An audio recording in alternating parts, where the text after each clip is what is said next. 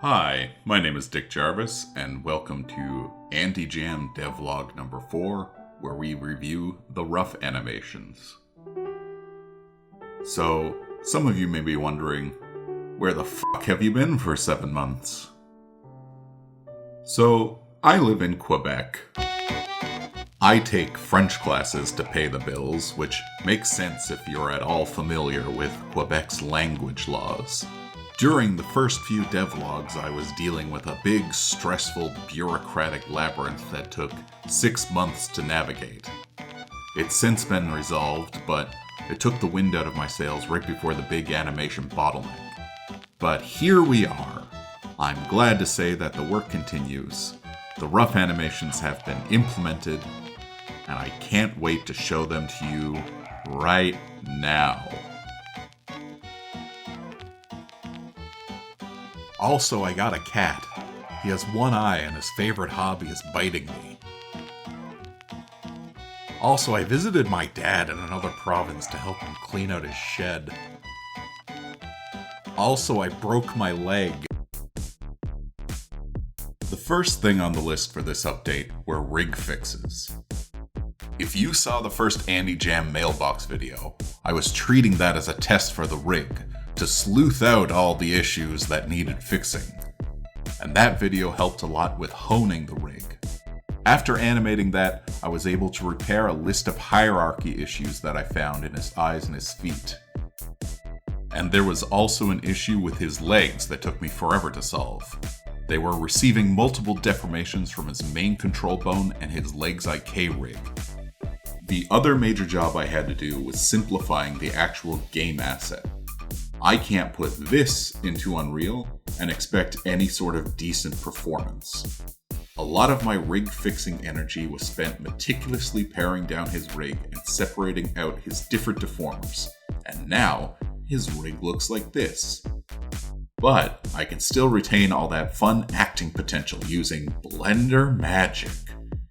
And by Blender magic, I mean a shit ton of shape keys.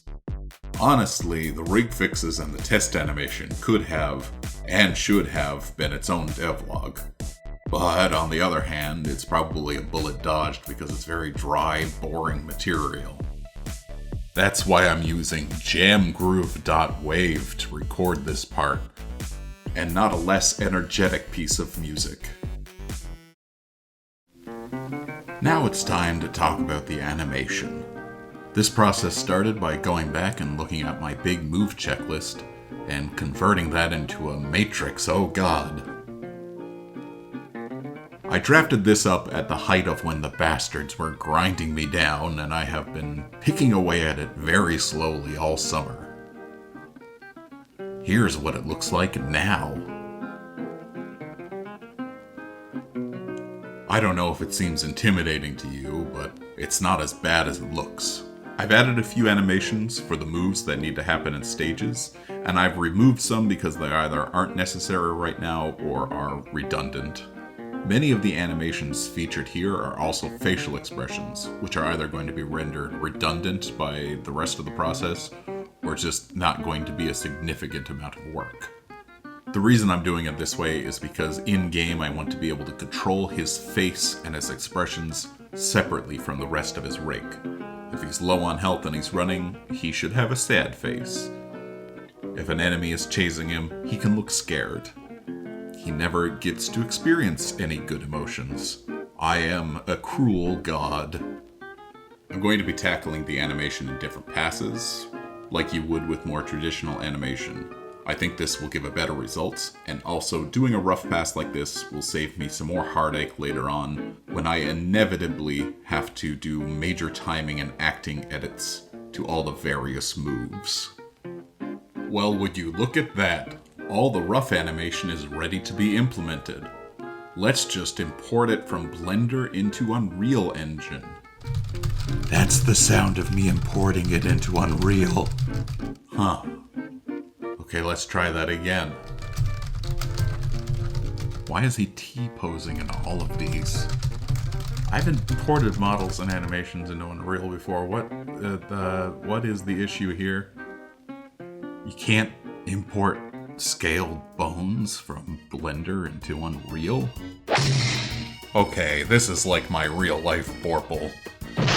First, Unity couldn't animate rotations at stepped interpolation, and now this?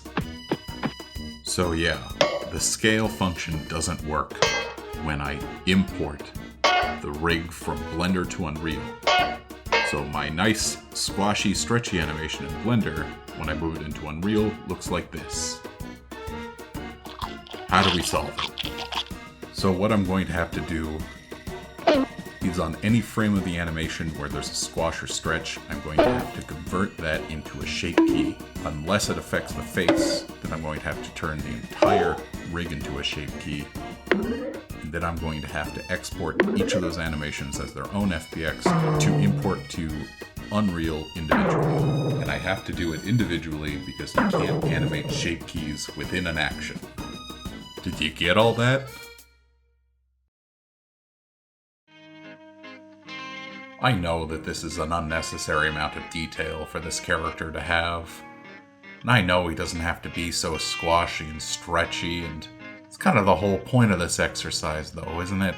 I'm an animation nerd who's obsessed with bringing this character to life in the way I want to bring him to life. It's the challenge I've set for myself, and I want to see it through. I mean, the goal is to make a playable cartoon, right? And if I don't even try to shoot for that, then what's it all for? I don't know. Thanks for sticking with me on this crazy little adventure we're on. Now let's go build that state machine so we can see our boy running around, free in the wild. Jam flapping in the breeze. Compared to the animation process, building the animation state machine is pretty straightforward. You just take that, plug it in there, reference the player's move speed, and he's running. Now we do that for all the animations, and oh, looky-loo, he's jumping around. I know his model looks, insane right now. This isn't broken, I just haven't added the shape keys into the animation that hides all his face doodads and blobs and hand bits, so he's going to look like a monster for a little while. I also had to zero out all his scaling, so some of his animations are just not at all what they're supposed to look like. But both of these things are not errors, and are very temporary. Let's keep going down through the list of animations that need to be plugged in, and voila! Please don't tell anyone how I live. Okay, so this needs to be completely reorganized and recoded. And the refactoring pass is looking more and more like a day of reckoning. But it works. He's moving around. And with all the animations in there working, I can see everything that isn't working. I'm currently drafting up a list of animation changes that need to happen, and some bugs in his behavior have become a lot more clear now that I can get some visual feedback on the inputs. That being said, despite the movement being extremely jank, and the animation being extremely rough, and the model looking like a demon, this is super encouraging to me. This could bring a tear to a glass eye. The first time I saw him do a ground pound, I said to myself, that's my boy. That's my son. I gave birth to him. He's almost real. As you can see, there are some fun little animated icons in the credits now. That's a new Patreon reward. Sorry it took like a year to get this latest video out.